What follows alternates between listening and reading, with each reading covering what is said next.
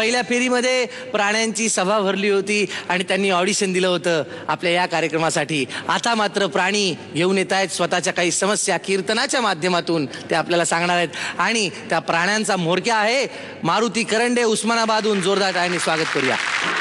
पुंडलिकावर हरी विठ्ठल श्री ज्ञानदेव तुकाराम पंढरीनाथ महाराज की जय. प्रस्तुत अभंगातून खूप काही विवरण करण्यासारखं आहे, परंतु या ठिकाणी पशुपक्षी जमल्यामुळे त्यांच्याविषयी सांगितल्याशिवाय पर्याय नाहीये. बुवा, मला बुवा म्हणून कोण हाक मारतंय? काय म्हणणंय? तर काय म्हणतो तो? महाराज, ज्या रेड्याच्या मुखातून ज्ञानेश्वर महाराजांनी वेद बोलवले तो माझा खापर पंजोबा होता. त्या खापर पंजोबाचा मी खापर नातोय. मी म्हणलं ठीक आहे, तुमच्या खापर आजोबाच्या तोंडून वेद निघाले, मग तुम्हाला काय जमतं? तर तो म्हणाला आम्हाला पारायण जमतं, म्हणजे पसायदान जमतं. बरं म्हणलं ठीक आहे, काय जे असेल पारायण पसायदान ते म्हणून दाखव.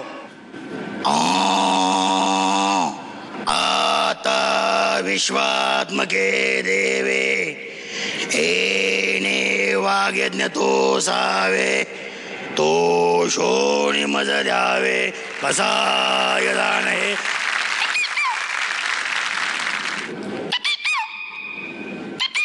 आता कोण आहे म्हणलं, तुझं काय म्हणणं आहे टीटीव्ही? तर ती म्हणते अहो महाराज काय सांगावं म्हणलं, मी काल रेड्याच्या शिंगावर बसले होते, तर रेड्याच्या मालकाने मला हाकलून लावलं. मला त्यांनी अपशकून समजतात. मला सांगा देवाने भेद केला कारण मला हे का भेद करतात? आता काय म्हणणं आहे?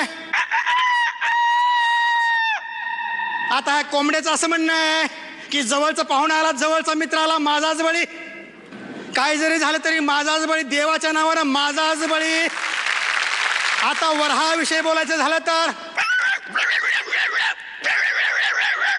बोलतो बोलतो बोलतो बोलतो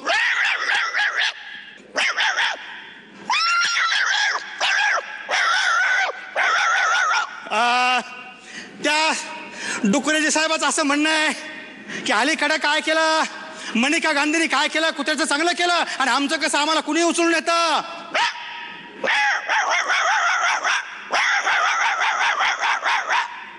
तो कुत्रा म्हणतोय तुम्हाला जर एवढं वाईट वाटतंय तर तुम्ही सुद्धा काय करा, ऍप्लिकेशन करा, अर्ज करा मनिका गांधीकडे, तुमचाही प्रॉब्लेम सॉल्व्ह होईल. पुंडलिकावर हरी विठ्ठल श्री ज्ञानदेव तुकाराम पंढरीनाथ महाराज की जय. विठ्ठल विठ्ठल विठ्ठल.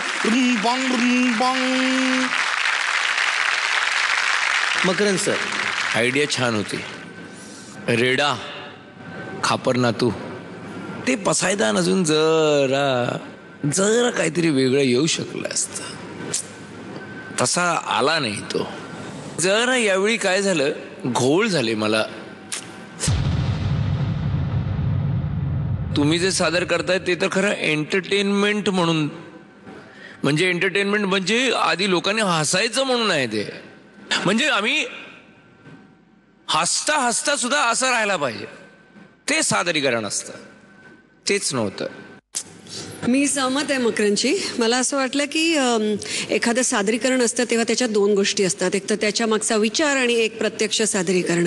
ह्याच्या मागचा विचार खूप सुंदर होता, पण त्या सादरीकरणामध्ये कुठेतरी मध्ये तो त्या विचाराच्या मागे जाता जाता कुठेतरी त्या सादरीकरणाचा मूळ गाभा जो होता तो हरवल्यासारखा झाला. पण तुमच्या टॅलेंटबद्दल अगदीच काही म्हणजे त्याच्याबद्दल काही बोलणार म्हणजे प्रश्नच नाही आहे त्याच्यामध्ये काही, त्यामुळे ते तुम्ही जरूर मात्र लक्षात ठेवा. छान.